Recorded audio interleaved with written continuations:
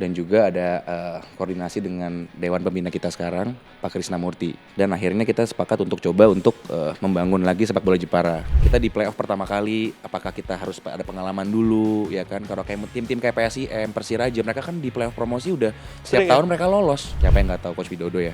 Secara pemain, secara kepelatihan juga udah pernah bawa Persita lolos ke Liga 1.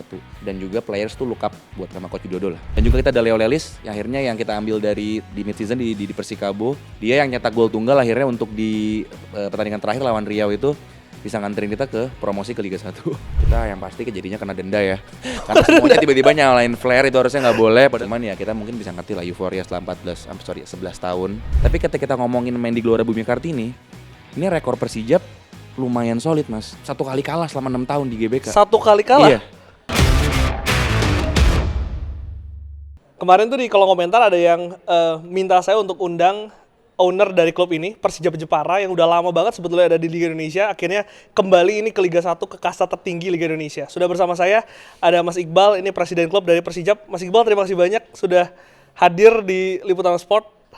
Selamat siang Mas Glenn, thank you undangannya. Thank you. Aku manggilnya Mas Iqbal ya? Mas Iqbal. Mas Iqbal, panjang yang aku mau tanya soal hari ini. Cuman pengen tahu dulu Mas, dari awal cerita Mas Iqbal ini bisa bergabung ataupun jadi presiden Persijap itu gimana ceritanya tuh? Oke, jadi memang sebenarnya di tahun 2019 kita kualitas ya konsorsium ya. Ini ada konsorsium yang tertarik ya terafiliasi juga dengan Oasis sebagai sponsor itu untuk take over Persijap di Liga 3 pada saat itu. Dan juga ada koordinasi dengan Dewan Pembina kita sekarang, Pak Krisnamurti. Ya kan. Jadi memang akhirnya kita bersinergi semua dan akhirnya kita sepakat untuk coba untuk membangun lagi sepak bola Jepara karena waktu itu kan di Liga 3 kan. Ya, tapi pertimbangannya adalah karena ada stadion dan juga ada supporternya. Yang kan paling penting, ya kan. Jadi pada saat itu akhirnya kita mulai dari Liga 3, di 19 kita juara 1 di Liga 3, lalu kita bisa ke Liga 2. Lalu selama di Liga 2 itu totalnya kita ada 5 season tapi 2 season cancelled. Covid ya? Covid dan Kanjuruhan. Jadi sebenarnya tahun ini percobaan ketiga tahun kemarin. Dan akhirnya mungkin di tahun kemarin ini kita akhirnya bisa masuk ke Liga 1. Mas, kan ada banyak klub ya? Di Yeah. Liga 2 tuh ada banyak klub gitu. Kenapa Persijap Mas? Dan juga kenapa ambilnya itu dari Liga 3? Apa karena harganya lebih murah? Atau tadi faktor histori dan mungkin infrastruktur tadi yang menjadi pertimbangan konsorsium? Jadi pertimbangan pertamanya adalah satu, memang karena Persija punya histori yang cukup bagus, pernah di Liga 1 juga, dan juga punya tadi aset yang paling penting, supporter, ya kan, jadi ekosistemnya bisa jalan. Dan kenapa Liga 3 pada saat itu, karena kita pengen coba dari bawah. Coba dari Liga 3, hitungannya bisa dibilang waktu itu non-profesional ya, karena Liga 3 itu kan masih belum ada di bawah LIB dan PSSI ya. Ya cuma kita coba, bisa nggak, dan ada ratusan klub waktu itu di Liga 3, tapi kita masuk ke putaran nasional. Ya dari situ ternyata tahun pertama ya kita bisa kasih gelar pertama ke Kota Jepara, dan akhirnya di Liga 2 ini gerbong jalan terus gitu loh sampai sekarang. Tapi Mas, kalau aku riset backgroundnya Mas Iqbal ya, ini kan pengusaha sebetulnya kan, ada banyak bisnis lah intinya. Tapi kenapa memilih bisnis sepak bola Mas? Sebenarnya bisa dibilang saya ada pengusaha, saya juga profesional ya kan. Di sepak bola ini intinya adalah di konsorsium kita bersama-sama, sekali lagi saya garis bawahi, memang kita passion di sepak bola. Ya kan, kita passion di sepak bola dan kita melihat ingin berkontribusi lah di persepak bola Indonesia. Salah satunya adalah dengan meng-acquire sebuah klub sepak bola dan memajukan prestasi di sana lah ibaratnya, berpartisipasi. Dan cuman ternyata dari Liga 3 yang pada saat itu kita nggak mikirin ke Liga 1 lah. Itu masih jauh banget kan. Tapi ternyata saya hari ini bisa duduk sama Mas Glenn ya, kita lagi ngomongin Persijap di Liga 1. Kurang lebih makan waktu 6 tahun lah ya. 6 tahun itu kan bukan waktu yang bukan waktu yang singkat ya Mas sebetulnya. Tapi sebelum aku mau ngobrolin dulu Liga 1, ini kan jarang banget ada yang kesini punya pengalaman soal Liga 3 Mas. Gambarkan dong Mas, persaingan Liga 3 tuh seperti apa? Ya pokoknya Liga 3, Liga 2 banyak pemain muda intinya, dan juga jarangnya cukup panjang ya. Tapi karena Persijap di tahun sebelumnya sebelum kita acquire tuh masuk di 16 besar, kita langsung masuk 32 besar waktu itu sebelum 64.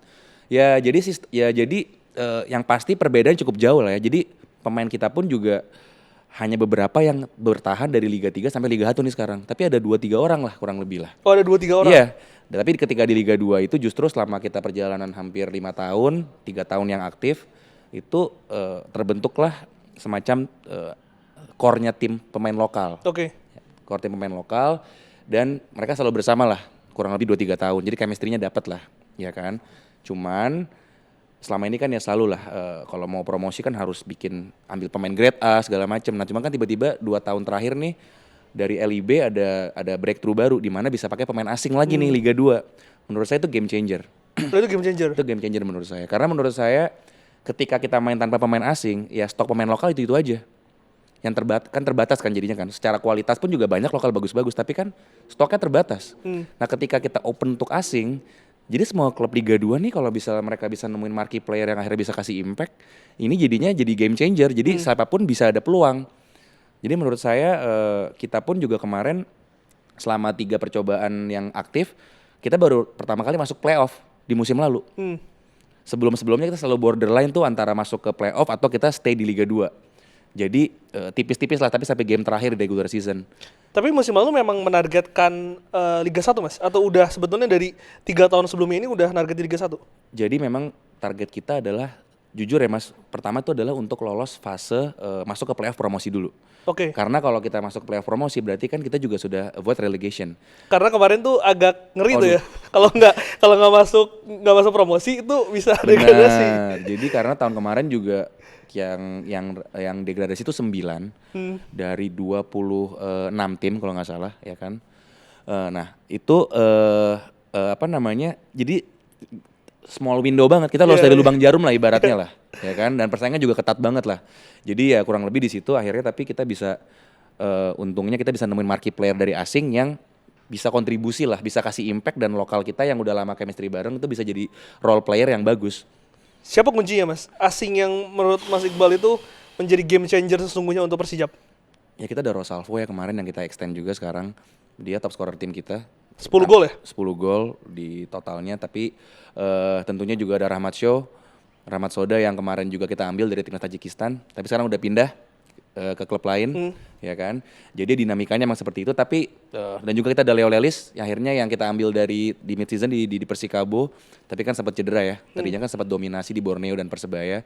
Dia yang nyetak gol tunggal akhirnya untuk di pertandingan terakhir lawan Riau itu bisa nganterin kita ke promosi ke Liga 1. Jadi memang asing ini yang berpengaruh besar ya, di saat juga fondasi itu sebetulnya kan nggak ujuk-ujuk Persijap itu jadi, tapi secara tim ini ada proses yang udah dilaluin 3 tahun ke belakang. Nah itu organiknya itu yang ngebantu kita juga Mas. Biasanya kan banyak tim-tim yang langsung karbitan semuanya pemain grade A mau tahun ini promosi. Nah kita tuh gabungin asing yang pas, yang menurut kita bisa kasih impact, dan juga anak-anak core kita nih yang pemain-pemain muda kita yang udah chemistry-nya bareng udah sekian lama.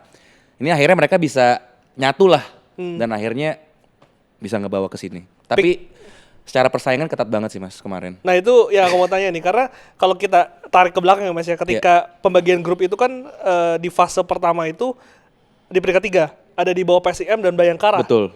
Itu gimana Mas persaingan? Ya kalau dilihat lagi kita bisa ngeliat ke belakang sekarang, sedangkan yang lolos semuanya dari grup tengah. Betul. Ya kan, jadi kita lolos untuk dari 3 aja tuh sebenarnya sudah apa ibaratnya kita harus tetap in striking distance lah. Ya kan, tapi untungnya kita best defense di putaran pertama, clean sheet kita bagus, kebobolan paling dikit. Di putaran kedua Coach Widodo masuk. Oke, Coach Widodo itu di putaran kedua? Di putaran kedua baru masuk. Setelah lolos ya? Iya, jadi di putaran pertama kita pakai Coach Kahudi, untuk bertahannya lumayan ada stats yang bagus, jadi strong point kita. Akhirnya tapi beliau harus mengundurkan diri pribadi lah waktu itu. Nah akhirnya ada Coach Widodo masuk nih, ya kan, untuk bisa offense kita supaya bisa lagi lebih produktif lagi, dan akhirnya membuahkan hasil. Apa yang menjadi nilai tambah dari Coach Widodo? Tentunya secara profil ini legenda hidup lah ya kan. Secara pemain kita siapa yang nggak tahu Coach Widodo ya. Secara pemain, secara kepelatihan juga udah pernah bawa Persita lolos ke Liga 1. Jadi presidennya juga jelas, dan juga players tuh look up buat sama Coach Widodo lah. Karena dia player coach, dia legend juga lah. Jadi pemain tuh dengerin. Dan untungnya dia juga bisa nyatuin antara asing dan juga dengan lokal. Jadi ketokohan itu yang membuat nama besar itu, yang membuat ruang ganti itu bisa dikendalikan? Saya rasa locker room kita selalu stabil ya, karena juga kita di manajemen selalu koordinasi dengan pelatih, kita bikin semuanya kondusif, nggak ada blok-blokan, semuanya kita selalu bikin sama pelatih juga. Kita pokoknya sistem kita pilih mau yang kayak gimana, tapi kita komit, apapun hasilnya kita komit. Karena gimana pun juga di sepak bola kan nggak ada rumus yang pasti. Setiap taktik tuh pasti ada kelemahan sama kekurangan. Yang pasti kita selalu komit sama apa yang kita udah sepakatin. di lapangan sama di locker room. Itu yang kita jaga sih. Mas Iqbal, setelah tadi kan lolos ya ke babak selanjutnya dan kembali ketemu Bayangkara. Iya. Dan di peringkat 2 ya? Iya. Di peringkat 2 makanya ketemu Pekanbaru kan. Iya. Memang Bayangkara itu saat itu memang terkuat di Liga 2, Mas? Jadi Bayangkara tuh kayak semacam antitesis kita ya. Kita total paling banyak ketemu Bayangkara 4 kali. Di game pertama kita kalah 2-0, di game kedua kita kalah 4-0, di game ketiga kita kalah lagi 3-0. Nah, akhirnya sampai di mana momen kita main home lawan Bayangkara di playoff di babak grup playoff promosi. Itu kita harus minimal 1 poin atau menang. Kita main di kandang akhirnya. Karena GBK udah selesai direnovasi kan. Ya kita ngomong sama pemain kasarnya, ini kita udah lawan Bayangkara, kita ibaratnya udah dipukul berkali-kali tapi kita masih tetap berdiri nih, ya kan? Bisa nggak kalian nahan sekali lagi nih? Jangan sampai kita masih di sini loh. Ya kan? Tapi kan anak-anak secara mental juga mungkin ketemu tim yang udah 3 kali ngalahin kan, mereka mungkin juga gimana ya? Kena juga mental. Iya, takutnya kayak gitu. Tapi kan kita juga. main di home, akhirnya kita bisa nahan seri dan kita dominasi lah di game itu lah. Mungkin Bayangkara juga karena mereka seri pun lolos. Nah, akhirnya kita bisa get over the hump di situ, dan sebelumnya lagi lawan PSKC Cimahi kita di halftime, sebelum halftime selesai kita masuk ke kebobolan 3-0. Itu pun juga kalau misalnya kita nggak dapat poin di situ, kita nggak lolos tuh ke babak berikutnya. Skornya 3-3 terakhirnya. Jadi itu menurut saya inilah momennya yang dimana kita dapat momentum, anak-anak mentalnya naik. Dari situ the rest is history lah. Oh, berarti bukan Bayangkara tapi Cimahi itu yang ya 2 game tersebut lah. 2 game tersebut yang menjadi lawan kunci. PSKC kita away, akhirnya kita bisa seri, lalu juga lawan Bayangkara kita di home kita bisa seri juga. Di home kita lawan PSKC kita menang. Jadi secara angka karena tipis kan terakhir sama PSKC itu terakhir poinnya sama. Cuman kita Selisih akhirnya gol. menang selisih gol. Jadi kalau kita slip tadi tuh di tempat-tempat yang tadi kita seri pun nggak dapet, kan berarti poinnya udah nggak dapet kan? Iya, betul. Dan terakhir juga kita di grup lain itu kalau nggak salah PSIM menang lawan Riau. Jadi kita dapat poinnya selisih gol kita lebih banyak memasukkan poin sama. Jadi kita dapat main home di perebutan juara 3-4. Karena kalau kita main di Pekanbaru itu mungkin hal yang beda lagi, Mas. Iya, beda. Kita main di home itu menurut saya luxury banget lah. Itu juga udah dapat momentum lah di situ lah ibaratnya. Jadi itu ditentukan dengan poin emang dan udah ada seedingnya untuk runner up di grup 1 dan grup 2 itu yang bakal main di home, karena kan cuman nggak main home and away kan. Mainnya tuh berdasarkan poin, habis itu selisih gol. Kalau sama semua baru kita jumlah golnya lebih banyak. Setipis itu gitu loh dari lubang jarum. Mas, mungkin ini fans Persijap juga penasaran lah dengan apa yang dilakukan Coach Widodo di halftime tadi ketika ketinggalan 3-0 dan ngebalik 3-3. Mas Iqbal dapat cerita apa yang terjadi di ruang ganti? Jadi sebenarnya 3-0 dulu, lalu sebelum halftime habis kita ngegolin 2. Oke. Jadi kayak gitu lawan PSKC tuh saatnya. Jadi kita dapat momentum lah. Jadi mungkin bisa dibilang PSKC agak lengah lah di situ, ya kan? Kita bisa masukin 2, jadi masuk ke halftime tuh 3-2 skornya. Ya Coach Widodo ngomong, kalian secara mental ini kita dapat anginnya di kita. Kita tinggal harus finish the job aja. Tapi akhirnya ya 3-3. 3-3. Di babak kedua akhirnya kita golin 3-3. Apakah mentalitas dan modal itu yang membuat akhirnya lebih percaya diri ketika melawan Pekanbaru, Mas? Jelas. Itu menurut saya salah satu momen di season yang kita udah against the rope lah ibaratnya. Ya kan udah 3-0, Mas. Kalau kita hitung-hitungan lagi kan, kita bisa ngeliat ke belakang. Ya kita kurang 1 poin aja kita nggak lolos. Yang lolos kan berarti kan bisa PSKC. Iya, gitu betul. Loh. Jadi itu banyak banget pertandingan yang kita lolos dari lubang jarum lah. Dan anak-anak bisa perform, nunjukin bahwa mereka punya mental, mereka bisa perform at the biggest stage. Ya akhirnya kita nyampe di situ. Gimana ceritanya tim saat persiapan melawan Pekanbaru, Mas? Karena kan ini udah 6 tahun berarti ya. 5 tahun lah menunggu untuk Liga 1 dan ini tinggal 1 langkah lagi. Ada persiapan khusus saat itu? Secara tim justru kita malah mengkondisikan bahwa kita main supaya normal. Kita tahu kita memiliki advantage, kita main di home, kita main di depan supporter kita. Cuman jangan sampai ini jadi beban dan jangan sampai kita juga overconfident. Karena menurut saya jelas itu advantage kita main di home. Anak-anak tahulah kondisi lapangan seperti apa. Suasananya. Iya, dan selama mohon maaf nih selama Persijap di konsorsium ini rekor di GBK tuh lumayan cukup solid gitu. Tapi kan kita sempat main di bubble di Jogja 2021, lalu sempat musafir juga karena stadion. Tapi ketika kita ngomongin main di Gelora Bumi Kartini, ini rekor Persijap lumayan solid, Mas, gitu loh. Apa yang membuat solid, Mas? Ada ya, faktor totalnya kita cuman 1 kali kalah selama 6 tahun di GBK. 1 kali kalah? Iya. Tapi kan ada beberapa season yang kita main gak di GBK, kita main musafir kan. Tapi overall itu kita cuma 1 kali kalah. Apa karena tekanan supporternya untuk lawan atau apa Mas yang kalau Mas Ya Iqbal lihat? karena ya mungkin di Jepara ya beda kali ya. Mungkin mereka main feels like home, mereka tahu lapangannya kondisi seperti apa, dan supporter Jepara nih menurut saya nomor satu sih. Mereka selalu ngedukung pemain ke-12, keadaannya seperti apapun juga. Jadi ya saya nggak tahu, mungkin secara historis juga mungkin udah ada ya Persijap. Iya, Jadi ya kita main di home nih, ini home advantage banget lah. Dan ini juga yang mau kita mau manfaatin di Liga 1. Walaupun Rekor ini. gitu kan katanya kalau kita lihat pertandingannya Mas, ini kan ketat ya. Iya. Kalau nggak salah gol Leo Lelis tuh menit 80 sekian baru 78. baru bisa Iya. baru bisa mencetak gol. Iya. Mas Iqbal saat ini nonton di stadion? Saya di bench.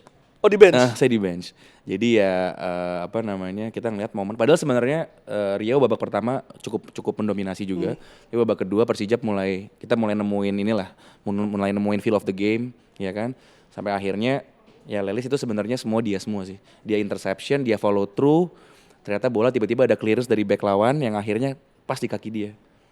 Jadi itu semuanya Leo satu gerakan. Leo tuh padahal back pemain Center back ya. Dia habis center back kan? intercept, dia passing ke depan, dia follow through tuh. Jadi dia overlap. Oh padahal itu beresiko ya Mas ya? Iya. Beresiko itu. Jadi memang kurang lebih seperti itu, dan akhirnya dia skor gol yang mendatar, dan Coach Widodo bilang kiper Riau tuh tinggi 198 something lah tingginya. Saya lupa namanya siapa. Itu luar biasa, kiper yang luar biasa. Nah itu Coach Widodo bilang kita jangan bola atas, berat, kasih submarine ke bawah. Nah Leles kan tendangannya kan ke bawah, ada kiper tinggi susah ya kejadian akhirnya. Respon Mas Iqbal di bench ketika gol itu terjadi. Apa yang Mas Iqbal lakukan? Saya waktu itu pas lihat, saya pastiin dulu bahwa itu gol sah dulu. Karena takutnya kan ada VAR review atau apa, ya kan. Saya nggak celebrate dulu karena juga tapi saya ngeliat semuanya udah pada chaos, ya kan. Tapi akhirnya pas sudah cek VAR clearance sudah aman semua, ya saya juga masih mikirin masih ada 12 menit. Job's not done. Kalau tiba-tiba kita kecolongan gimana? Nah itu yang akhirnya Coach Widodo tetap tenangin pemain, kita tetap settle, kita agak ngunci dikit, ada pergantian sedikit di mana ada defensif lah, ya kan, defensive player masuk. Karena pertanyaan ini pernah saya tanyain ke Ciliana. Ciliana tuh waktu PSM lolos itu dia nangis. Iya, Dia nangis. Berarti Mas Iqbal tuh lebih calm down, lebih berhati-hati mungkin Mas ya merespon itu. Karena belum selesai Mas, dan 1-0, apapun bisa kejadian di sepak bola kan. Mau 1 menit pun juga itu bisa kejadian. Jadi kita sampai perlu kita selesai ya, kalau bisa euforia kita tahan dulu karena belum selesai. Ketika selesai saya masih diem karena saya nggak percaya gitu loh bahwa perjuangan selama ini kita bisa nyampe sini. Tapi ada saatnya momen pas saya udah selesai semuanya lah dari malam itu, saya di rumah sendirian, saya bersyukur lah bahwa saya inget lagi perjuangan kita, perjuangan seluruh orang Jepara, konsorsium, sponsor, ownership, pemain, pelatih yang selama ini juga pernah kontribusi. Ya itu saya highlight sedikit lah. Malam itu saya tidur nyenyak alhamdulillah Mas. Mas, tapi kalau misalkan saya tanya momen paling berkesan dari musim lalu, kalau Mas Iqbal ambil satu dari tadi rangkaian yang Mas Iqbal ceritakan? Banyak Mas ya, banyak momen yang kita lolos dari lubang jarum, tapi memang tim ini bisa menemukan karakternya di playoff promosi itu yang menurut saya salut lah. Karena saya juga gini Mas, Persijap tuh nggak pernah masuk ke playoff promosi. Kita pertama kali. Jadi kan kita sempat berpikir, ya ini pikiran saya sendiri sih. Kita di playoff pertama kali, apakah kita harus ada pengalaman dulu, ya kan? Kalau kayak tim-tim kayak PSIM, Persiraja, mereka kan di playoff promosi udah setiap tahun mereka lolos. Ada pengalaman iya, gitu ya? Sedangkan kita sendiri nih, pengalaman pribadi saya dan juga tim Persijap dari 2019, itu kita nggak pernah di playoff promosi di Liga 2. Jadi penasaran, dari 5 tahun di Liga 2 itu, Iya. Kenapa Mas? Apa yang terjadi? Kalau- Harus nunggu 5 tahun? Karena kan 2 season cancelled. Untuk ketika lagi Kanjuruhan tuh padahal kita peringkat 2.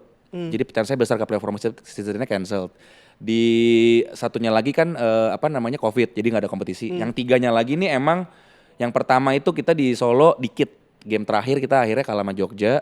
Habis itu akhirnya Jogja yang lolos lah kalau nggak salah. Ya kan. Game terakhir juga kita kalah sama Deltras tuh 2 musim yang lalu. Kita akhirnya nggak lolos ke playoff promosi. Jadi tipis-tipis tapi kalau kita menang tuh sebenarnya kita bisa lolos. Oh, jadi di borderline ujung-ujung lah, di ujung tuh kita masih ada kesempatan. Akhirnya nih kemarin kita bisa lolos. Saya berpikir oke, apakah ini fase juga yang harus dilewatin tim di playoff promosi seperti apa, mentalnya seperti apa. Dan ya saya amazed sama tim dan tim pelatih, mereka di playoff promosi walaupun awalnya mau sempet seret, nggak bisa golin, nggak ada menang, sejak PSKC itu poin kedulang terus. kuncinya apa? Faktor kuncinya apa? Eh, Asing tadi yang menjadi kunci. Asing juga kunci, tapi lokal kita pun juga mateng ya. Ibaratnya di Liga 2 kemarin dia bisa buktiin, saya nggak ngomongin Liga 1 ya. Liga 1 mereka harus masih buktiin lagi. Di Liga 2 kemarin mereka udah 2-3 tahun main bareng, dan mereka bisa dibilang mereka di playoff promosi at the biggest stage mereka perform, mereka bisa kasih hasil. Jadi itu mungkin perjalanan mereka juga milestone yang mereka bisa dapetin tuh di situ. Ya kombinasi tadi yang tadi Betul. Mas Iqbal katakan. Ya. Tapi kalau mungkin kekuatan Mas, kekuatan dan kelemahan dari Persijap musim lalu.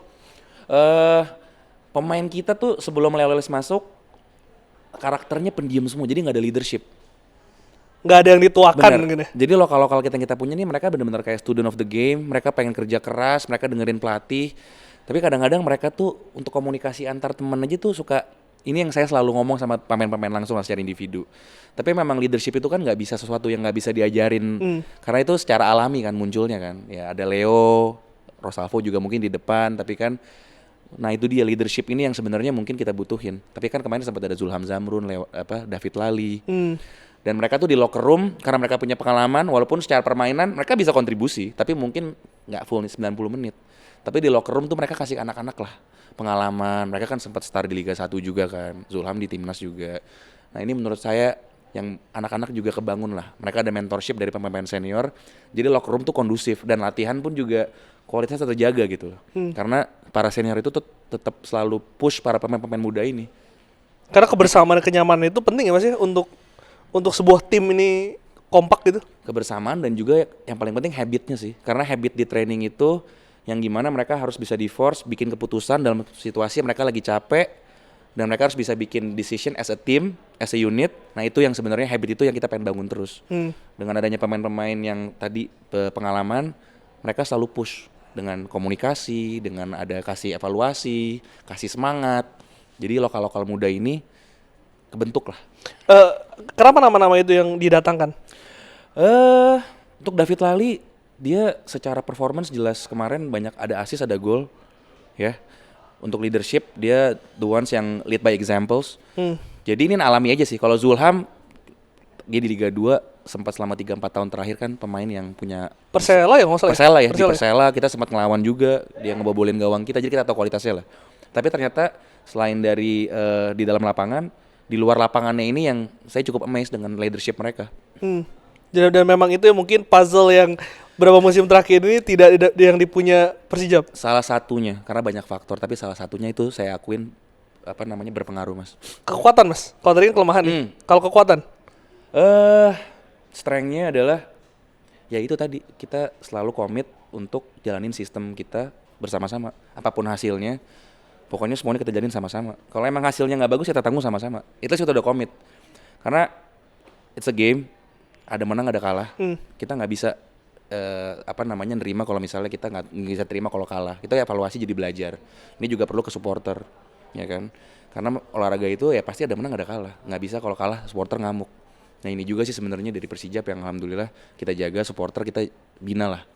Apapun hasilnya kita harus bisa hormatin, respect, dan jangan sampai ada violence. Hubungannya gimana Mas, manajemen dan Baraspati ya? Dan juga beberapa kelompok supporter? Kita selalu intens ya hubungannya ya, karena gimana pun juga mereka adalah supporter, not just customer. Mereka yang selalu support kita juga, jadi mereka kasih masukan. Kita juga harus jaga marwah Jepara, ya kan. Jadi ini nggak main-main tanggung jawabnya. Kadang-kadang mereka suka ngingetin. Bertahun-tahun mereka juga selalu mention kenapa kok kita nggak mainnya nggak ambil pemain grade A segala macam ya. Kita di manajemen dan juga tim pelatih yang ya berganti, kita komit kita mau jalanin gerbong ini. Pemain muda yang mau kita bentuk ini, yang kita under development. Dan tiba-tiba akhirnya ada tadi regulasi asing ya. Kayaknya Mas Iqbal ini orang yang percaya proses banget ya. Karena kalau tadi saya cari di awal kan dari Liga 3, bukan orang yang menggebu-gebu instan gitu. Ya karena kalau misalnya mungkin step by step itu mungkin bisa lebih terukur ya, bisa lebih sustain juga. Jadi ya instead of bisa aja langsung mau belanja bikin tim karbitan, tapi kan nggak ada yang bisa jamin Mas sukses. Dengan cara proses sabar ini pun juga nggak jamin bisa sukses. Ini kan every season, every team itu ceritanya beda-beda. Cuman emang yang penting ya udah kita jalan dengan formula ini, nggak ada formula yang paling benar, tapi kita komitmennya itu yang jadi strength untuk tim kita lah. Mas Iqbal, gambarkan dong perayaan di Jepara waktu itu gimana ketika lolos? Ya kita yang pasti jadinya kena denda ya. Karena semuanya tiba-tiba nyalain flare itu harusnya nggak boleh. Padahal kita udah ngelakuin apa namanya dari panpel kita udah bikin screening segala macam. Saya juga nggak tahu deh gimana caranya. Cuman ya kita mungkin bisa ngerti lah euforia setelah 11 tahun. Jadi flare nyala, supporter sempat masuk dan hujan tiba-tiba. Jadi ya keadaannya cukup saya pun juga masih agak apa namanya shock lah waktu itu kan. Jadi saya nikmatin aja, saya liatin. Yang penting jangan sampai ada korban apa namanya luka atau kerusuhan atau apa, karena kan takutnya terlalu euforia juga nggak bagus. Harusnya kan penonton juga nggak bisa masuk ke dalam lapangan kan. Dari situ juga teman-teman supporter akhirnya berkumpul di balai kota untuk ngelayain. Ya itu hujan-hujan. Jadi ya tapi itu udah selesai semua. Sekarang kita hadapin persoalan yang lebih besar lagi di Liga 1 Mas. Liga 1 ya? Iya. Sebelum saya pergi Liga 1 ini pertanyaan terakhir Mas, untuk Liga 2 dulu. Gimana sih melihat kualitas Liga 2 Mas? Menurut saya Liga 2 secara tempo tuh lebih cepat dari Liga 1. Ya. Pace of the game-nya, kadang-kadang beberapa pemain pun juga memiliki kecepatan yang lebih cepat daripada Liga 1. Ya, pace lebih cepat. Cuman kematangannya belum di sana lah. Jadi kalau di Liga 1 kan mungkin mainnya lebih tempo, lebih chess match lah. Mainnya lebih half court, ya kan, yang dimana mungkin tim lawan langsung medium block atau enggak mereka langsung agak parkir di belakang. Jadi emang puzzle lah, apalagi semua pelatih udah asing juga kan. Liga 2 tuh lebih barbar, lebih cepat lah. Lebih cepat mainnya dan juga lebih apa namanya? Masih butuh apa ya? Ya arahannya tuh beda, cara mainnya beda lah Mas, bener-bener beda lah. Tapi banyak pemain di Liga 2 sekarang yang ke Liga 1 mereka punya peluang. Karena kan Liga 1 sekarang kita lihat kebanyakan yang main tuh untuk lokal, wingback sama fullback. Yang butuh kecepatan. Butuh kecepatan. Jadi pemain-pemain Liga 2 ini sebenarnya menurut saya punya momentum untuk bisa ya bersaing dengan lokal-lokal Liga 1. Karena kan mereka ujung-ujungnya akan jadi role player di posisi tersebut, ya kan? Karena core udah pasti banyak kan asing kan, dari tengah, belakang sampai depan tuh.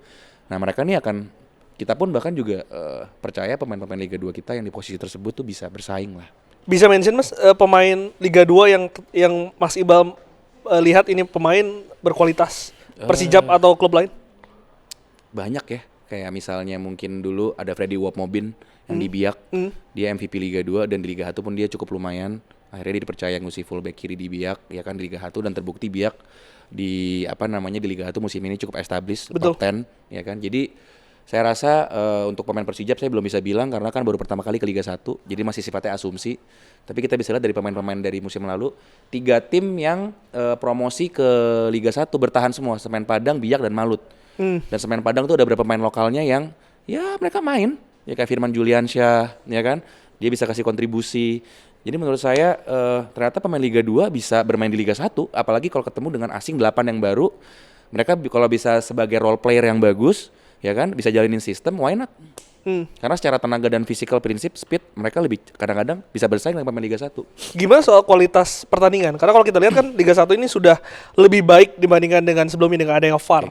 Ini kan kita masih tahu soal wasit, soal apa itu kan viral di mana-mana Mas. Untuk Liga 1 jelas kualitas pertandingan di atas, ya kan. Cuman untuk Liga 2 itu dia karena seasonnya ada playoff degradasi yang lolos 3, jadi semuanya tuh mepet-mepet gitu loh. Ya kan, degradasi 9. Jadi ya ceritanya tuh banyak storyline-nya. Kalau Liga 1 kan paling kan ngejar juara 4 AFC sama 3 degradasi. Betul. Kadang-kadang tuh yang di tengah tuh limbo lah ibaratnya lah. Yang penting aman aja. Iya, aman gitu kan. Aman, ya kan kurang lebih kayak gitu. Jadi untuk storyline sebenarnya Liga 2 tuh karena lebih bunuh-bunuhan, persaingannya lebih seru, tapi kalau kualitas pertandingan jelas Liga 1 kualitasnya jauh di atas. Wasit perlu dibantu VAR Liga 2? Untuk wasit karena memang kapasitasnya udah beda ya. Mereka wasit tuh udah sendirilah. Saya selalu menghormati wasit dan juga semuanya. Udah ada VAR juga sekarang. Menurut saya VAR jauh udah ngebantu lah. Karena juga setiap evaluasi dari VAR itu kan akan dievaluasi lagi kan dengan ya mungkin komite wasit dan lain-lain. Jadi saya rasa kita serahin ke federasi, mau ada pembenahan juga dan lain-lain. Tapi menurut saya so far dengan udah ada VAR jauh lebih baik lah Mas. Apalagi Liga 2 mau ada VAR juga kan musim ini. Betul. Pernah dikerjain wasit nggak? Persijap? Kita selalu bisa bilang kayak gitu ya, bilang dikerjain lah apa, dan itu yang ngomong mungkin bisa ya pemain, pelatih. Biasa tim yang kalah itu. Iya bisa kayak gitu. Cuman kalau gitu. kita selalu, jadi Persijap tuh kalau nggak salah dapat ini deh award tim fair play kemarin. Oh fair play. Jadi kita selalu fokus sama apa yang bisa kita kontrol, ya kan. Untuk hal yang kita nggak bisa kontrol ya biarin aja gitu loh. Jadi selama ini sih so far kita ngerasa aman-aman aja sih Mas. Aman-aman aja. Aman-aman aja. Aman-aman aja. Kalau misalnya emang kita kalah, kalau misalnya emang karena gini loh, wasit kan juga manusia. Faktor apakah emang itu dia miss atau emang ada yang lain, itu kita nggak pernah tahu mas. Gitu loh. Jadi saya nggak mau, kita nggak boleh mesti presumption of innocent lah, suzon lah ibaratnya lah. Jadi saya selalu berpikir positifnya aja. Mungkin karena masih ada tanpa ada VAR, jadi kalau wasit bikin kesalahan karena itu dia human factor, error, ya pembuktiannya nggak ada yang tahu gitu loh. Wajar-wajar aja, bisa aja. Tapi ya pribadi sih saya pengen Liga 2 tetap ada VAR ya supaya kualitasnya kan bisa meningkat gitu. Apalagi kan kita tahu di Liga 2 itu banyak pemain muda. Tadi Mas Iqbal katakan banyak pemain muda lokal yang sangat punya potensi gitu Mas. Sayang kalau misalkan tercoreng dengan keputusan kontroversial gitu. Bener, dan saya rasa Liga 2 tetap harus pakai, maksudnya bagus bisa bila ada VAR, karena kan juga kualitas pertandingannya, kualitas semuanya kan juga jadi lebih bagus. Betul. Dan apalagi sekarang juga kan, ya mohon maaf juga pemain-pemain Liga 2 juga isinya banyak pemain Liga 1 sekarang. Oh banyak ya? Ya banyak, karena kan kita lihat tadi sekarang kan 6+2 ya. Jadi lokal yang main tuh cuma sekitar 5. Ya kan, berarti kan banyak pemain-pemain juga yang mungkin nggak dapat jam terbang mau main di Liga 2.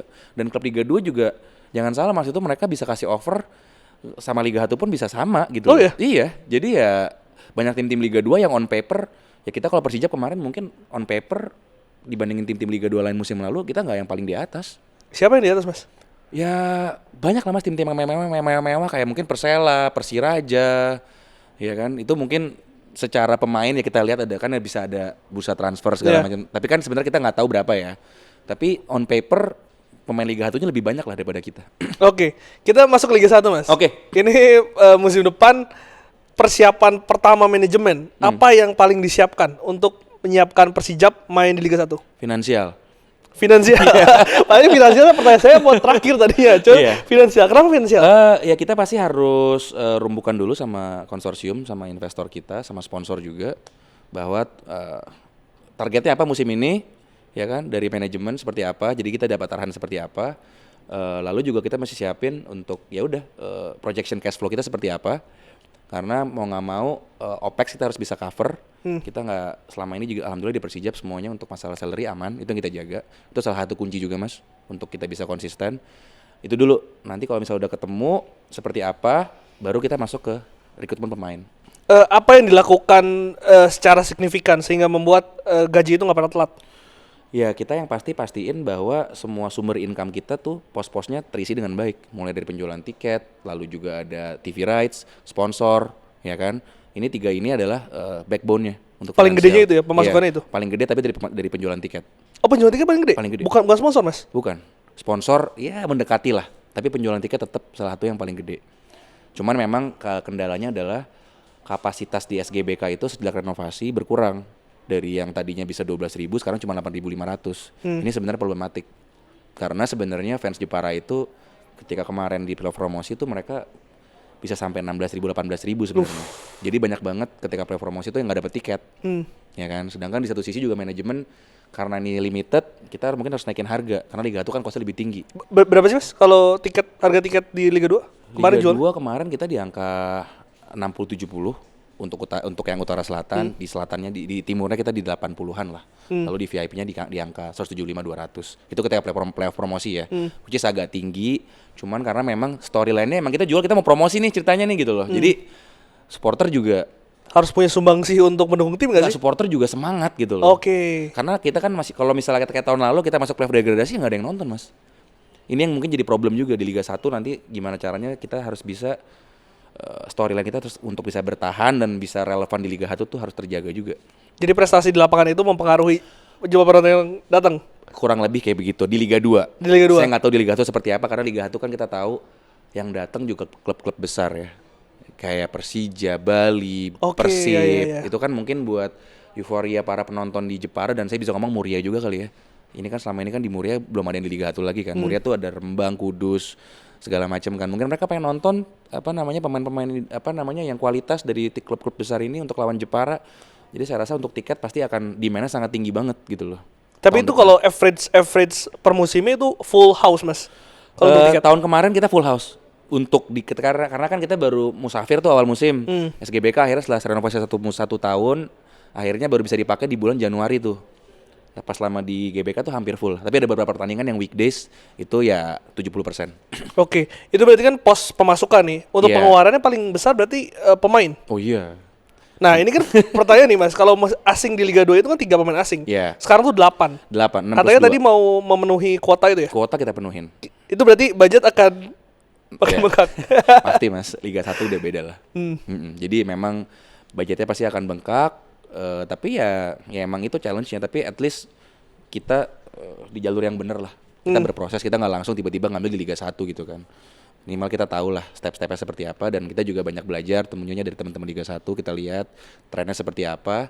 Kita ambil yang bagusnya dan yang sesuai dengan sama sistem kita, sama prinsip kita jalanin.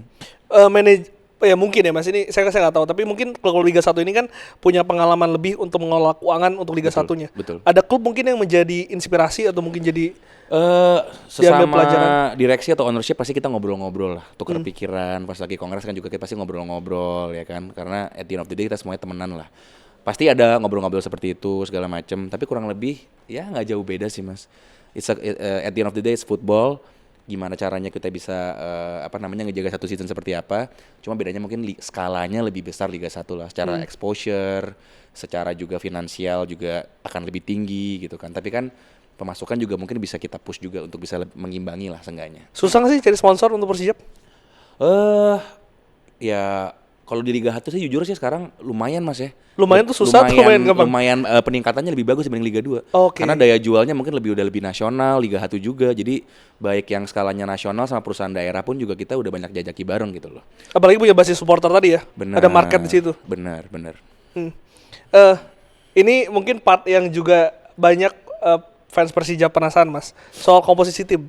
Ini Oke. saya lihat Persijap lumayan aktif nih. Dari kemarin Instagramnya mengumumkan pemain. Tapi secara garis besar dulu, komposisinya akan seperti apa di musim depan? Komposisinya adalah kita akan penuhin asing kita, ya kan. 6+2-nya kita penuhin. Yang udah kita announce tuh baru 2 orang. Asing. Ya kan. Nah sisanya ini, the next 6-nya ini akan kita umumin dalam waktu seminggu 2 minggu ke depan. Itu akan pemain asing yang punya pengalaman Liga 1 di Liga 2 atau pemain baru nih? Karena kalau dari 2 pemain asing itu kan salah satunya adalah masih bekas Pekanbaru ya?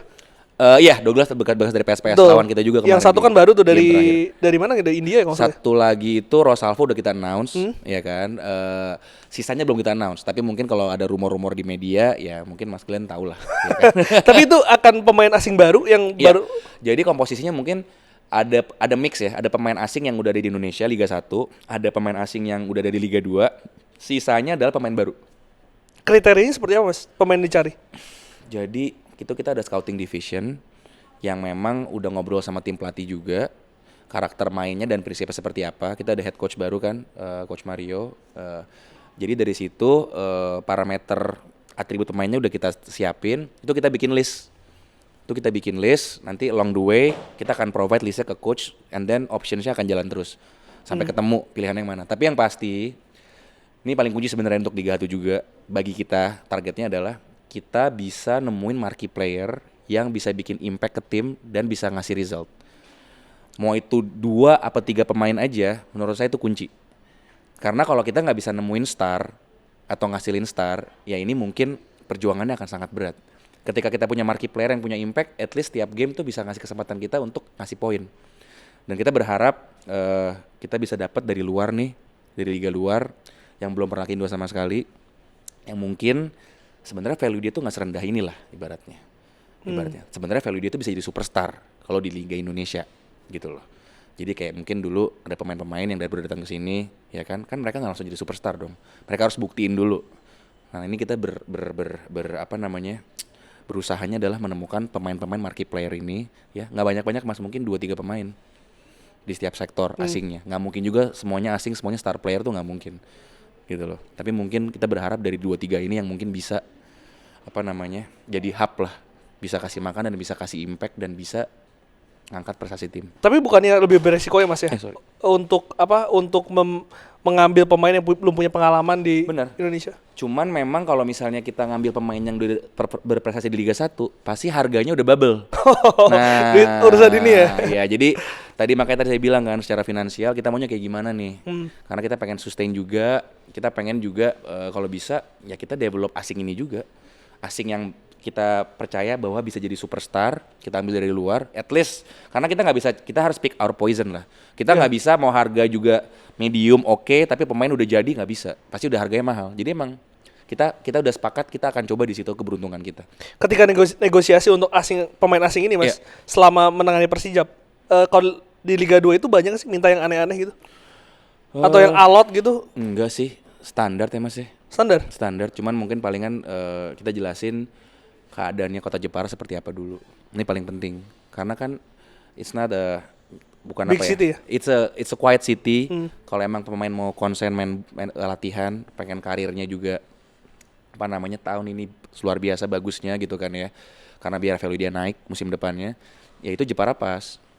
Tapi kalau pemain yang misalnya mungkin ngeluh dia pengennya tinggal di kota besar atau apa, dia termasuk asing juga. Jadi kita harus open nih. Kalian siap nggak tinggal di kota yang memang ada pantai, semuanya deket, football, rest, work, udah kayak gitu. Kalau mereka mau liburan mereka bisa ke Bali atau kemana, ya kan. Tapi selama di Jepara, ya kotanya emang buat kerja. As a professional, as an athlete, nggak banyak hiburan, nggak banyak distraction. Tinggal mereka mau ngeliatnya gimana. Benar gitu Mas, itu tantangan ya, tantangan meyakinkannya. Solo kota. Karena gini loh Mas, balik lagi ke pribadinya para pemain, karena kan subjektivitas ya. Yeah. Ada pemain yang mungkin dia udah make money, dia pengen juga selain dia latihan, dia juga mungkin pengen liburan, nikmatin hidup. Yeah. Misalnya kan, ya mungkin tinggalnya lebih karena Jepara kan lebih ke kabupaten ya. Mungkin kalau kota gede, daya tariknya buat dia, saya mendingan main di tim gede deh, kota gede. Karena ada mall, ada hiburan, ada maksudnya gimana ya, hiburannya lebih banyak lah. Yeah. Ya kan, kalau Jepara kan semuanya ada hiburan pantai, ya ada segala macam, cuman tapi ya terbatas gitu loh. Nah itu kan kalau asing. Nah gimana kalau pemain lokalnya? Berapa persen dipertahankan dan juga indikator pemain ini bisa berlaga di Liga 1 itu seperti apa Mas Iqbal? Untuk pemain asingnya? Lokal. Oh lokal. Lokalnya? Untuk lokal menurut kami udah pasti harus ada 5 lokal kan. Yang main, karena kan kalau misalnya tadi kan 6+2 2 di bench, berarti kan 5 udah pasti lokal. Betul. Kan. Nah ya udah, kita pasti mungkin dari musim lalu ada 3 atau 4 pemain yang main, sisanya kita akan ngambil pemain dari Liga 1 yang udah pernah ada pengalaman. Ada nama yang bisa di-spill? Ada Wahyudi Hamisi, kita udah ambil, kita udah sign juga dari Sleman. Lalu juga ada Firman dari back kirinya Malut, which is dia anak muda, tahun lalu dia pemain regulasi, tapi karena dia dapat caps dan kesempatan dia bisa perform, coba kita lihat kemampuannya aja musim ini. Karakter apa sih yang perlu diperlukan pemain untuk bisa bergabung Persijap? Pertama, selain tadi kota ya, soal masalah kota. Kalau secara individual traits-nya pasti secara physical, speed and power-nya minimal ada. Terus yang kedua decision making-nya. Jadi speednya di sini adalah ketika dalam situasi tertentu decision making dia tuh seenggaknya mendekati benar selalu secara keseluruhan lah. Dan juga harus two way player lah kita carinya sama pelatih. Dimana mereka dalam offense sama defense tuh bisa ngelakuin dua-duanya. Jadi two way player itu paling penting, dan system player. Jadi mereka bisa main ngikutin arahan dari coach. Jadi as a unit. Ya kan? Karena kalau misalnya sinkronisasinya nggak jalan, ya ini mungkin game plan-nya coach nggak bisa dieksekusi dengan baik. Jadi mungkin selain atribut power sama speed-nya bagus, tapi IQ-nya juga bagus Mas. Nah itu juga cukup sulit. Nah, itu harus dibangun habit yang bagus lah. Itu artinya pelatih sendiri punya peran yang lebih besar untuk bisa memutuskan ini pemain masuk atau enggak? Ya ujung-ujungnya pelatih yang decide. Karena kan kita juga lihat full game-nya pemain. Jadi ibaratnya kalau emang dia make mistakes, segimana sih, setelah berapa sering, dan kadarnya seperti apa itu pelatih yang nentuin lah. Tapi karakternya itu emang udah kita sepakatin sama tim pelatih. Jadi kita scouting tuh selalu full game dari pemain yang mau kita ambil. Jadi kita tahu lah yang kita dapat seperti apa, terutama untuk asing juga ya. Meminimalisir resiko lah ya. Betul, karena nggak ada yang sempurna lah Mas pasti. Cuman ya, dan juga dengan harga juga kita harus tahu kualitas pemain seperti apa, karena harga juga nggak bohong. Ya manajemen pasti mikirnya juga duitnya juga harus dipertimbangin ya Mas ya. Ya minimal sesuai sama budget kita lah. Ini Mas, kalau misalnya kita mau belanja gede-gedean, kalau stadion kita kapasitas 20.000 gitu, mungkin kita bisa belanja yang lebih besar-besar lagi. Tapi kan secara infrastruktur kita cuma bisa 8.500 orang. Kita masih sadar juga nih bahwa kemampuan finansial kita nih untuk tiket yang salah satu utama terbatas juga. Beda sama mungkin tim-tim lain yang mungkin kapasitasnya bisa 30.000, 40.000. Ya kan? Nah, itu mungkin bisa dijadiin ini juga lah, bantaran untuk kenapa kita milih pemain yang mungkin harganya ya oke lah. Nggak rendah banget, nggak tinggi banget, kita cari pemain potensial gitu loh. Because we have to live with the situation. Leo Lelis kan dilepas ya. Rosalvo 10 gol dipertahankan. Ya. Pemain ini akan seperti apa, Mas? Akan menjadi pemain seperti apa di Liga 1 untuk Rosalvo? Untuk Rosalvo, saya rasa dia work in progress ya. Jadi di pertama kali dia masuk di Liga 2 kemarin sama kita, di awal-awal mungkin dia sempat agak nyesuain. Tapi ketika dia ngejalanin role dia, dan dia lebih ngejalanin role dia dengan disiplin, which is lebih sabar, ya kan, positioningnya selalu benar, itu akhirnya kesempatan akan muncul buat dia dan akhirnya dia bisa eksekusi jadi gol. Nah ini yang karena secara physical tools dia ada sebenarnya, untuk speed, power dan technical sebenarnya ada. Cuman mungkin untuk performance-nya, decision making-nya ini di Liga 1 lawannya juga udah beda. Kita lihat. Jadi akan ada evaluasi berjalan ya? Lebih kayak kita lihat kemarin ini kan progress ceiling dia sampai mana sih? Kita ngerasa dia masih ceiling dia tuh masih lebih tinggi lagi di Liga 1 kalau dia bisa perform. Jadi kita lihat Rosalvo dan tentunya kan masih ada 8 asing masih ada 6 asing lagi yang belum kita announce kan. Nah, mungkin kita berharap banyak lah. Ada 2 marquee player juga yang tadi saya bilang ada 2-3 marquee player yang mungkin akan jadi cornerstone-nya di Persijap musim depan lah. Oke. Soal Coach Widodo, Mas Iqbal, ini kan juga pelatih yang bisa membawa promosi, tapi akhirnya diganti. Bisa diceritakan mungkin apa dasarnya? It's a copycat league ya. Jadi kita ngeliat juga tren yang lagi di Liga 1 seperti apa, which is pelatih asing semua hampir kebanyakan. Mungkin ada coach yang bertahan di Malut doang kan yang kemarin yang bisa bertahan, sisanya asing semua. Lalu juga ada kiper asing sekarang juga mulai banyak digunain. Jadi tren-tren ini yang juga kita lihat, akhirnya kita decide untuk mungkin kita coba keberuntungan kita dengan coach asing. Ya kan kita berharap lebih ada organisasi, lebih ada detail, lebih ada bangun habit, bawa sesuatu yang baru juga. Jadi lebih ke arah situ, Mas. Jadi lebih oke. Mario Lemos apa yang ini kan bukan pelatih yang punya pengalaman di Liga 1. Ya. Resikonya bukannya sama ya, Mas? Dia tapi dia di Mumbai City asisten, dia juga pernah di Bangladesh sebagai head coach, dia tuh pernah bawa sampai AFC.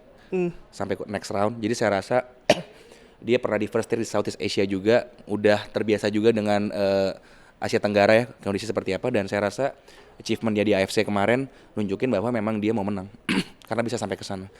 Gimana menemukannya Coach Mario ini? Pasti kita ngomong dengan beberapa agent ya. Untuk coach awal kan, untuk pertama kali kita bangun tim berarti kan dari coach dulu. Ya akhirnya kita interview sekitar 7-8 coach lah. Itu baru semua atau? Baru semua. Nggak ada yang pernah di Liga 1?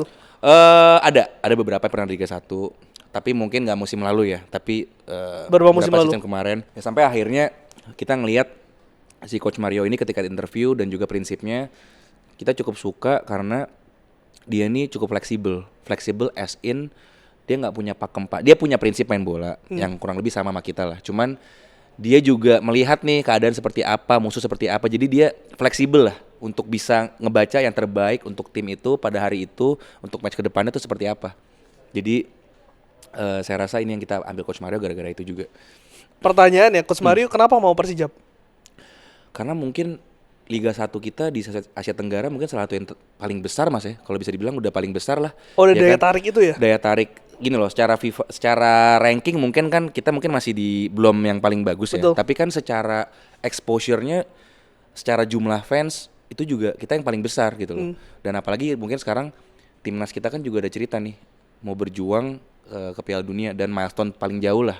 Kita masih ada chance untuk bisa masuk ke Piala Dunia. Jadi saya rasa ketika timnasnya berprestasi seperti sekarang, liga pun juga mungkin akan disorot. Apalagi kan game terakhir kemarin bisa buktiin ada 4 pemain Liga 1 yang bisa menang lawan China ya kalau nggak salah ya akhirnya. Dengan akhirnya selama ini kan mungkin lebih banyak pemain naturalisasi. Ini menurut saya menunjukkan showcasing untuk pemain Liga 1 nih ternyata di level internasional pun bisa berbicara banyak, which is buat kiblat ke liga kita nih juga bagus gitu loh. Jadi ya saya rasa no brainer, saya rasa Liga 1 musim ini dan kedepannya akan jadi lebih baik lagi dan di Asia Tenggara harusnya bisa jadi yang terbaik. Dan Persijap terlibat di situ ya Mas ya? Mudah-mudahan Mas, karena kan nggak gampang juga untuk bisa berkompetisi di kasta tertinggi seterusnya. Harapan kita adalah kita relevan dulu di Liga 1 dan bisa berprestasi. Kita lihat Mas. Dan Coach Rudy Eka juga dijadikan dirtek ya? Coach Rudy ini kan mantan pelatih timnas Putri. Iya. Jadi memang kita jadiin dirtek kemarin. Ya cuman kita lihatlah ke depannya seperti apa secara prestasi. Stadion Gelora Bumi Kartini, GBK. udah siap untuk Liga 1? Artinya secara infrastruktur, persyaratan itu udah terpenuhi semua? Jadi memang kemarin baru verifikasi dari LIB, kita tunggu hasilnya. Cuman memang kan ini kan GBK ini kan SGBK ini kan Bumi Kartini ini dapat renovasi yang dari PUPR Oh, serentak iya. berapa stadion di 20 seluruh itu ya? Indonesia. 20. Jadi memang alhamdulillah juga kita terpilih, kita cukup kaget juga kita terpilih dan akhirnya dibentuk sedemikian mungkin mendekati standar FIFA. Tapi mungkin kalau misalnya masih ada kekurangan sedikit-sedikit itu bisa kita benerin di jalan. Yang paling banyak diperubahin tau mas? Rumput kah? Tribun kah? Atau? Kalau dari Perpol 10 tuh standar stadium tuh yang penting exit areanya tuh ditambah pintu keluarnya. Karena kan sebentar latar belakang kan dari tragedi Kanjuruhan ya. Yang penting safety faktornya tuh yang paling penting dulu diamanin. Sisanya ya rumput, lalu juga lampu itu penting lah. Karena kan Liga 1 kita tahu kualitas rumput juga harus bagus, looks lampu juga harus bagus. Tapi tadi faktor keamanan, pintu keluar segala macam itu yang paling diamanin salah satunya.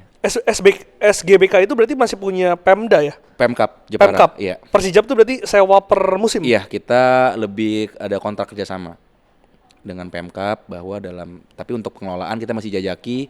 Sampai sekarang kita sifatnya masih kontrak memakai. Oke. Mas ini part terakhir. Kita tahu saya punya memori dengan Persijap 2008-2009, ada Pablo Frances, ada Evaldo yang waktu itu, yang juga mungkin ada di papan tengah, di Copa itu juga sempat berbicara banyak lah mas. Tapi apa yang membuat Persijap ini, apa yang harus dilakukan agar bisa konsisten dan juga tadi relevan di Liga 1 musim depan? Targetnya pertama adalah, saya juga mungkin udah pernah mention sebelumnya, kita harus protect home ground kita lah. Jadi permain di kandang itu kita harus benar-benar jaga supaya kita bisa dapat poin penuh semaksimal mungkin di kandang kita. Dan tadi yang saya bilang kita nemuin lokal gerbong kita ini yang kita udah perpanjang dari 3 tahun kemarin, ada sekitar 8 pemain. Itu kita harap mereka berkembang juga, potensial mereka di Liga 2 mereka nunjukin, di Liga 1 coba kalian bisa perform lagi nggak? Ya kan? It's a new challenge buat mereka lah. Dan terakhirnya untuk asingnya ini gimana untuk nemuin marquee player tadi yang bisa ngangkat tim. Wah ini PR-nya banyak juga ya. Bener, dan pelatih juga. Pelatih juga. Gimana akhirnya Coach Mario bisa ngeracik semuanya as a unit ini, mereka bisa jalan memiliki habit yang bagus mulai dari training ini mas. Jadi training camp kita mulai tanggal 26 ya kan. Kita mulai kalau mau bikin kesalahan sekarang saatnya. Ada uji coba yang akan dilakukan? Ada, rencananya bulan Juli kita ada uji coba. Dan dengan tim Liga 1 dan juga mungkin insya Allah kalau misalnya menjadi dengan tim Malaysia yang mereka ada TC di Indonesia kan. Jadi we'll see lah, sambil nunggu Piala Presiden kan juga mulai jalan kan. Iya. Liga tuh belum tahu kapan mulai mas ya? Rencananya di bulan Agustus ya. Tapi tanggalnya belum keluar ya? Tanggal pastinya belum. Tapi Persijap lawan siapa juga belum tahu? Belum, secara schedule kita masih nunggu juga dari Federasi dan LIB. Target udah dikasih ke pelatih dan juga pemain? Targetnya adalah sebenarnya bertahan, tapi kalau bisa berada di papan tengah relevan, saya rasa itu cukup visible buat kita dengan usaha. Tapi tentunya ya kita nggak pernah tahu. Tapi at least kita menjauh lah dari jurang sebisa mungkin, dan sebisa mungkin kalau bisa konsisten. Ini realistis nih. Soalnya ada juga tanya target apa juara, itu kan nggak realistis mas kadang-kadang. Kalau gini loh mas, pasti kan semua orang pengen target yang terbaik, ya kan. Ya cuman kita juga bisa lihat keadaannya seperti apa, ya kan. Gimana caranya kita bisa relevan, kita juga tim baru. Tapi saya rasa it's gonna be an interesting season lah. Saya rasa akan cukup seru dengan dinamika asing ada 8 ini. Saya rasa game changer juga lah. Jadi presiden Persijap, apa sih suka dukanya Mas Iqbal? Waduh, suka dukanya ya kita intinya adalah untuk duka ya, itu nggak usah diomongin lagi lah. Pasti kan kalau misalnya hasil lagi nggak bagus, saat lagi low season, pasti ada pertanyaan ke supporter. Tapi ya alhamdulillah saya merasa selama ini supporter tuh masih dukung kita gitu loh. Ketika mungkin mereka lah sedikit ada kecewa atau apa ya wajar lah. Cuman ya dukanya adalah kalau suka dukanya adalah kalau bisa dibilang perjalanan selama ini itu membuahkan hasil sih akhirnya sih. Jadi kita bisa bilang gagal lah berapa season sebelumnya tuh, kita selalu yakin ini kayak kemenangan yang tertunda lah. Jadi kalau kita kalah atau hasilnya nggak bagus, kita ambil pelajarannya. Ya memang belum waktunya, tapi mungkin kedepannya kita bisa dapetin sesuatu yang hasil, dan akhirnya tahun ini jadi hasil. Jadi the journey-nya ini yang menurut saya dari Liga 3 mas, menurut saya yang ya cukup complicated lah. Perjuangan kita bisa sampai sekarang, dan di Liga 1 ini ya kita harus bisa buktiin. Penasaran jadi mas, pernah dapat serangan atau ungkapan kekecewaan separah apa dari supporter? lebih ke ketika 2 kali attempt yang season jalan itu kita nggak berhasil, mereka selalu kita harus dapat pemain grade A. Mana pemain grade A-nya? Kenapa pemain-pemain muda terus? Itu stigma yang selama ini dari teman-teman supporter selalu ngingetin atau mereka kecewa sedikit. Ya cuman akhirnya tadi saya bilang ada asing ini, regulasi beda, game changer, dan juga dengan si lokal yang kita pertahanin ini akhirnya bisa prevail. Sebagai pribadi masih ada target nggak sih Mas? Atau ambisi gitu? Bukan klub ya, sebagai target pribadi Mas Iqbal gitu. Saya kadang-kadang sampai lupa mikirin diri sendiri Mas. Mikirin tim mulu soalnya. Saya konsen di Persijap aja sih. Kalau misalnya untuk individual achievements, saya ngikutin aja ini bakal arusnya kemana. Karena gimana pun juga selama kita bekerja keras, insya Allah pasti ada jalannya aja. Cuman saya lebih konsen di Persijapnya aja untuk kebangun supaya gimana. Ya kita nggak pernah tahu Mas. Kan di Liga 1 nih sekarang kita nggak pernah tahu kalau bisa tiba-tiba ada pemain lokal Persijap yang masuk seleksi timnas karena kita prestasi. Itu juga salah satu mimpi saya lah. Selain kita juga berprestasi di Liga, ada pemain Persijap lokal yang mungkin bisa ikut seleksi dan mungkin bisa masuk ke squad. Kita nggak pernah tahu journey-nya. Mungkin nggak tahun ini, mungkin tahun depan. Itu mimpi saya juga ujung-ujungnya adalah untuk sepak bola Indonesia juga Mas. Karena terakhir itu nggak salah Johansyah ya, yang Persijap masuk timnas. Persijap maksud mungkin Johansyah ya. Johansyah itu di tahun 2008 iya 2009 ya. Itu udah lama sekali sih Mas ya. Dan untuk Persijap sendiri dari 5-10 tahun ke depan dari Mas Iqbal ada rencana jangka pendek, menengah, panjang? Yang pertama kan sebenarnya sekarang ada club licensing AFC kan. Nah ini sebenarnya sebuah milestone yang harus sebuah klub tuh dicapai. Which is tuh persyaratannya ada legal, finansial, lalu ada infrastruktur. Nah ini tujuan utama kita adalah juga kita mesti nyiapin training ground dan lain-lain untuk tim, kebutuhan tim. Ya as a club lah, profesional. Dan juga mes dan lain. Mes kita udah ada lah, tapi kita mau bikin satu center lah. Training ground, ada mes, ada gym, ada kantor pelatih semuanya, jadi nggak terpisah-pisah. Kalau sekarang kan kita masih sektoral kan. Nah itu yang mungkin kita harus penuhin di tahun ini. Ada rencana untuk itu dulu. Oh tahun ini mulai? Tahun ini kita ada rencana pengen bikin training ground untuk kita eksekusi dengan berkoordinasi dengan Pemkab Jepara. Oke. Karena emang wajib kan. Jadi kan untuk Liga 1 ini harus punya training ground secara licensing AFC. Saat ini kita rekanan dengan lapangan yang ada di Jepara. Yang standar rumputnya udah oke lah.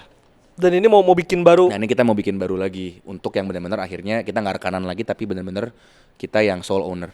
Dan tadi ketika ada kantor pelatih dan lain-lain itu targetnya tahun berapa Mas? Bisa terrealisasi? Saya rasa sekalian sih training ground, ada gym, lalu juga mungkin ada kantor pelatih, lalu ada juga mes. Untuk mes mungkin kita bisa lihat masih ada mes yang sekarang kita lihat lah seperti apa ntar blueprintnya kan kita mau bangun. Tapi yang penting training ground dulu dan juga tadi supporting area yang dukung juga infrastrukturnya. Oke. Penutup Mas untuk Banaspati. Oke. Liga 1 musim depan. Ada Banaspati sama CNS sama ada Jetman juga. Oke. Teman-teman, saya cuma titip pesan yang paling penting sepak bola di Jepara harus aman. Kita harus bisa mengikuti peraturan dengan tertib.